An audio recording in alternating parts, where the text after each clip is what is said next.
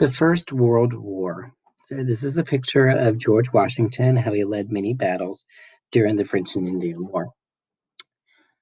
So George Washington was dodging bullets on a rainy day in early 1754. Slogging through the mud, the tall Virginian encouraged his weary men to keep fighting. British forces that included soldiers from the American colonies, the French military, and the American Indian tribes were warring with one another over the Ohio River Valley. Each of these groups believed that they had a right to this land located west of the Appalachian Mountains and south of Lake Erie. This war, mainly between the British and the French, was called the French and Indian War, and it lasted from 1754 to 1763. Though it took place in North America, the roots of the war began in Europe. So let's talk about the names of the war for a second. Over here it says the French and Indian War was part of a wider conflict that began among European powers. Called the 7 Years' War, it began in North America and spread to Europe. From the British viewpoint, the war in North America came to be known as the French and Indian War. The French who lived in Canada, however, simply called it the Guerre de la Conquête, War of Conquest. Now, you might need to ask Mrs. Odell or Mrs. Robinson or Mrs. Romano about these French pronunciations because I remember that all three of them explaining how they have taken French when they were in school. But anyway, this was because they saw the British as conquerors who took away their land. U.S. historians later named it the French and Indian War after Britain's enemies in the conflict. However, various Indian nations fought for both the French and the British during the war. The quest for land. Warring over land was relatively common. In the mid-1700s, monarchs ruled Europe. They had to split up the continent and could do as they wished. Their word was law. Monarchs were supposed to take care of their people. Instead of doing this, however, many rulers focused on expanding their kingdoms and increasing their wealth.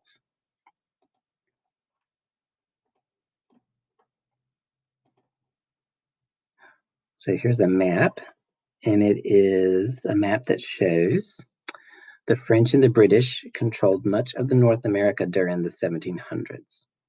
So there's the 5 Great Lakes. Rulers sought new land through wars. The winner would then control the people of the conquered lands.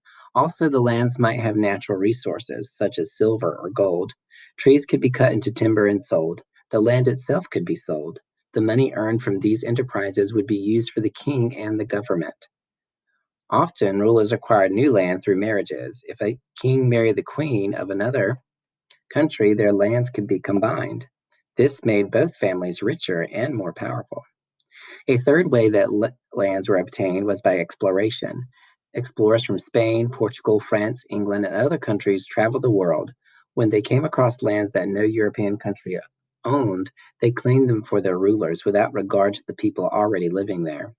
In the mid-1700s, France and Britain were 2 powerful empires. Both controlled lands across the globe and had large armies. France and Britain were often enemies, and they had fought in many ways.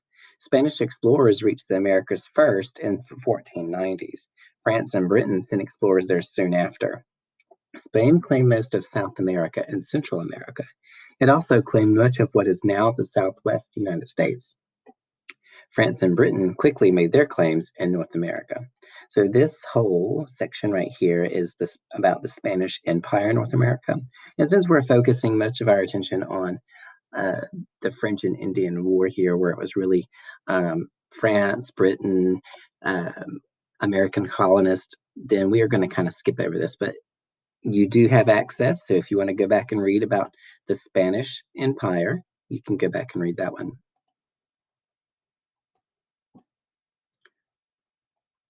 Right, and we're going to jump ahead to page 18, where chapter 2 starts. And this is about Robert de Windy, who was the governor of Virginia colony from 1751 to 1758. My duty to require your peaceable departure. In late 1753, Robert de Windy, governor of the British colony of Virginia, learned that French soldiers had moved from Canada into the Ohio Territory. These soldiers had begun to build forts. However, Virginia and several other British colonies had also claimed the Ohio Territory. De Windy was greatly concerned about protecting the territory and keeping it in the hands of the Ohio Company. De Windy decided to send a letter to the French warning them to leave, but he needed a messenger to deliver it to the French commander at Fort Le Boeuf, located near present-day Erie, Pennsylvania. A 21-year-old surveyor named George Washington learned of De Windy's letter. Washington had enlisted as a major in the Virginia militia in late 1752. Washington's half-brother, Lawrence, was also an officer in the militia. Lawrence had been a teacher and mentor to his younger brother. He had also had told George many exciting stories about his military adventures. George hoped for adventures like the ones Lawrence had described. The trip through the wilderness during winter would be dangerous. Um, and before we continue, this section right here is about fur trapping in the West, and it was another way that people traded and had some economy was with the fur trapping business. But it's not as relevant to the French and Indian War, so it's just a side note. If you would like to read more about that, please feel free to access this again through your BigUniverse.com account. Okay, so continuing, he knew that it was going to be dangerous winter, but still, Washington volunteered to deliver the message, and De Windy agreed to send him. George Washington Messenger. De Windy wrote a letter to French commander of Fort Le Boeuf on October 31st, 1753. The date sound familiar? October 31st, a Halloween letter, if you will. He took great care to be polite and respectful to the French, but he firmly requested that they leave the area. He believed that the land belonged to Great Britain. De Windy signed the letter and gave it to Washington. And this is what his letter said. See if you can see how he was trying to be nice, but also uh, demanding at the same time. Sir, the lands upon the river Ohio in the western parts of the colony of Virginia are so notoriously known to be the property of the Crown of Great Britain that it is a matter of equal concern and surprise to me to hear that a body of French forces are erecting fortresses and making settlements upon that river within His Majesty's territory. I must desire you to acquaint me by whose authority and instructions you have lately marched from Canada with an armed force and invaded the King of Great Britain's territories in the matter complained of, that according to the purport of the resolution of your answer, I may act agreeably to the commission I am honored with from my king, my master. It becomes my duty to require your peaceable departure, and that ye would stop interrupting the harmony and good understanding which His Majesty is desirous to continue and cultivate with the most Christian French king. I flatter myself that you will be pleased to receive Major Washington with the evidences of courtesy and politeness which are natural to your nature, and I shall be at the height of satisfaction if you send him back with a reply confirming to my wishes for a lasting peace between us. That's what the letter said. So it's trying to be nice, but also say, hey, no, you can't have this area. It belongs to Great Britain. So we'll see how that pans out. So immediately Washington left Williamsburg. He traveled with Jacob Van Bram, a French interpreter. 4 frontiersmen also accompanied the party. The group first traveled west to an Ohio Company storehouse at Wills Creek near present-day Cumberland, Maryland. There, they recruited Christopher Gist, an Ohio Company agent who was knowledgeable about the Ohio River. Next, the group traveled northwest and into western Pennsylvania. Both Washington and Gist kept daily journals of the trip. It started in poor weather that continued to worsen. The journals contained many entries of continue to rain, snow about ankle deep, our group had bad weather, heavy rain, snow, and bad traveling. Nonetheless, they carried on. Near the site of present-day Pittsburgh, Pennsylvania. So we're getting ready to find out what they did there. And here's a side note about American Indian paths. It talks about a trail that was well traveled in the Cumberland Gap and the Appalachian Mountains in Virginia. So this would be interesting to note on your own. But anyway, so they are near the site of present-day Pittsburgh, Pennsylvania. They met the chief of American Indian Mingo people. Tanagrishan, sometimes called Half King by the British, agreed to help Washington. The French had treated Tanagrishan poorly, and he would be happy to see them leave. Three other members of his tribe also joined the group. So I want to read this side note this time because I think it's important to note about how the interactions were between the colonists and the Native Americans, because we've talked about the relationships there. So see if you can pick up on something here. It said the Mingo Indians. So the Mingo Indians, this is the chief, Tanagrishan, was the one that George Washington met on his journey to deliver the letter that was supposed to be a polite, excuse me, French folks, you're supposed to leave. This is our neighborhood. So on that mission, he meets the chief of the Mingo Indians. So let's read about them real quick. The Mingo were related to the Iroquois of New York. The Mingo were a combination of Seneca, Wendat, Shawnee, Conestoga, and Delaware. They had left New York and settled in the Ohio River Valley. Just before the American Revolutionary War, British colonists attacked the Mingo near what is now Columbus, Ohio. The scattered Mingo lived with other tribes in the area. They hoped to keep settlers from continuing to take over Indian lands, but the Mingo acted independently of the Iroquois, often fighting against Europeans, while the Iroquois tried to pursue peace.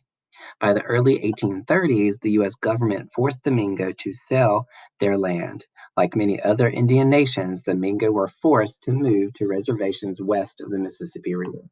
Now, of course, we need to read this story a little further to see if any of that changes, but I wonder if you made the same connection that I did about how the chief of the Mingo Indians was trying to help um, drive out the French, and then later on, even though they tried to help, they were forced out as well. So it's a shame. But anyway, let's see how the story unfolds. Over the next few weeks, the group visited several French forts. At each stop, they were told to bring the letter to the next fort and then the next.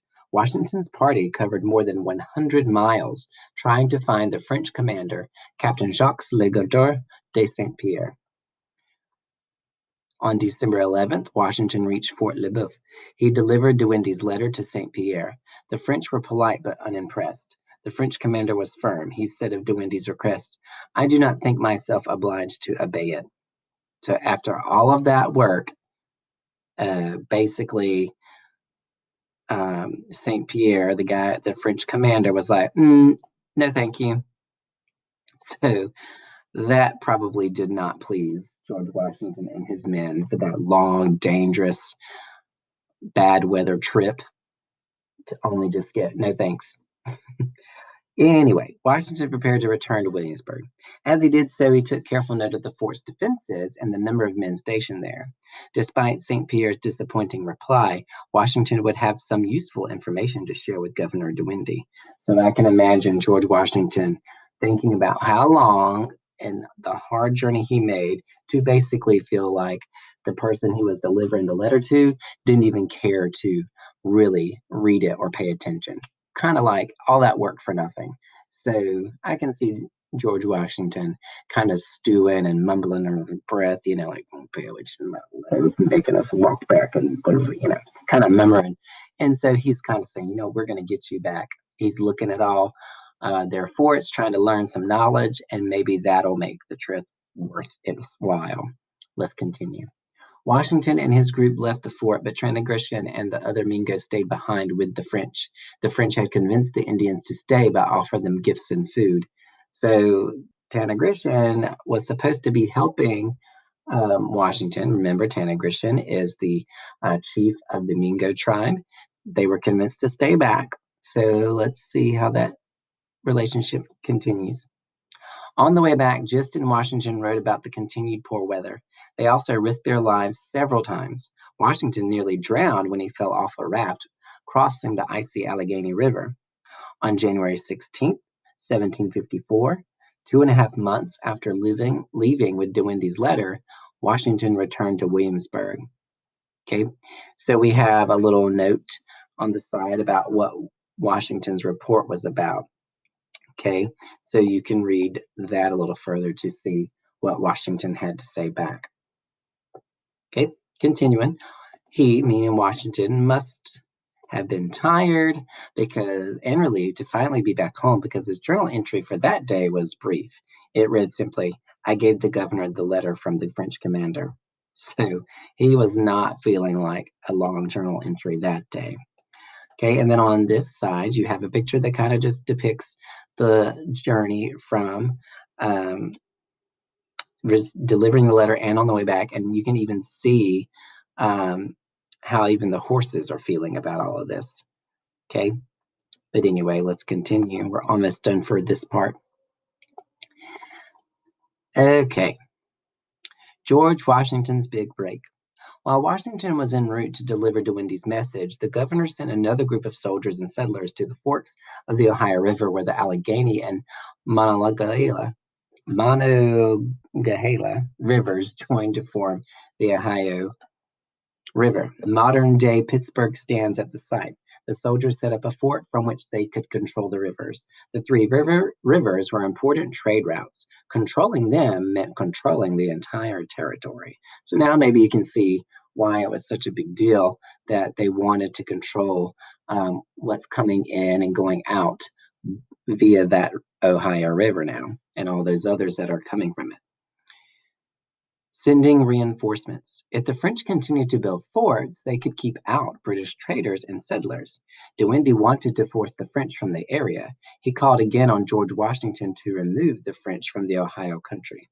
In April 1754, Washington and about 130 men set out. They meant to reinforce the British at the forks of the Ohio River. Time was important, but crossing nearly 150 miles of rivers and mountain forts was difficult. The weather did not help. Snow still lay in the mountains. When there was no snow, the men were drenched by rain. When Washington reached Wills Creek, some of the British defenders from the forks of the Ohio River found him. They told him the French controlled the forks. Unbeknownst to De Windy, a French force of about 600 men had driven the British out of their fort in mid-April. The news had not yet reached the governor when he sent Washington and his men on their mission. The French soldiers had taken over the building of the British fort and named it Fort de Quesnay. This was in honor of Marquis de Quesnay, the governor of New France. So if you think about it, think goodness we have email and texting and all these other things now. Because back then, in George Washington's time, you had to take your mail by a horse or on foot. And that, as you can see, took forever. And by the time the news got there, it was kind of old news and too late. Anyway, let's keep going. Washington's decision. To reach Fort Duquesne, Washington and his men would have to cross mountains and cut their own paths through the forest. Washington had to make a decision. He had hoped to be joined by more militiamen from Virginia and other colonies. However, they seemed unlikely to arrive soon. He made the decision to push closer to Fort Duquesne. He camped in a large open area in the woods called Great Meadows. So let's get back real quick and read about Robert de Windy a little bit. Robert de Windy was born in Glasgow, Scotland in 1693. Now remember, he is the governor of the Virginia colony during this time. He's the one that wrote the letter that George Washington was trying to deliver. So before arriving in Virginia, he was a customs officer in the British colony of Bermuda. He eventually was named Royal Lieutenant Governor of the colony of Virginia and took over that post in 1751. De Windy became an investor in the Ohio Company. He hoped to encourage settlers to start farms in the Ohio Territory. He would profit from the settlers' purchases of land from the company. Virginia lawmakers did not want to help fund that French and Indian War. De Windy argued with them about the matter. He also tried to get other colonies to cooperate during the war. He traveled a great deal, and his constant exertions told upon his death. In 1758, he returned to Britain and died there in July 1770. The Dictionary of American Biography notes his career as colonial administrator was marked by vision, strength, attention to detail, and untiring energy. Okay. So, Washington's men soon learned that a party of French scouts was in the area and they had posted no guards around their camp. Washington decided to attack the scouts. He ordered 40 of his men to move unseen through the woods. By this time, about 10 Seneca Indians, led by the Mingo chief Tanagrishan, had joined the British. Oh, Chief Tanagrishan's back, and this time he is helping the British. Tanagrishan had assured the Seneca Indians that the British would defeat the French, and so his word was at stake. The Indians joined the British in the surrounding the French camp. On the morning of May 28, 1754, Washington and his men approached. They fired a shot at the sleeping French camp. This was not standard warfare. Normally, the enemy received warning of an attack, so they had the opportunity to surrender. The French woke and tried to defend themselves. Gunshots and shouts rang out for 15 minutes. Now, before we end today, let's read this note about militias because militias and does come from the word military, but there is a difference. So, military soldiers are usually trained soldiers in extensive training, whereas militias are actually volunteers who have no formal training usually. So militias were local military forces made up of local volunteers. Farmers and others joined the militias to help protect their land and families. Each colony had its own militia, which the governor controlled. So this reminds me kind of like you have your big city fire departments and they go through um, school to be firemen. And then you have towns like my very small town, hometown is Momire, North Carolina, and they have a volunteer fire department. So I'm sure there's training that they go through, but they haven't gone to formal schools and things like that. They're just volunteers from the town who decide that they're going to help put out fires. That's why it's called a volunteer fire department. Okay. So militias were volunteer soldiers as opposed to formally trained military soldiers who is their job. Um, that's their sole job is to be a soldier. These guys are like farmers and things. Um, and that is the end of this part of the reading.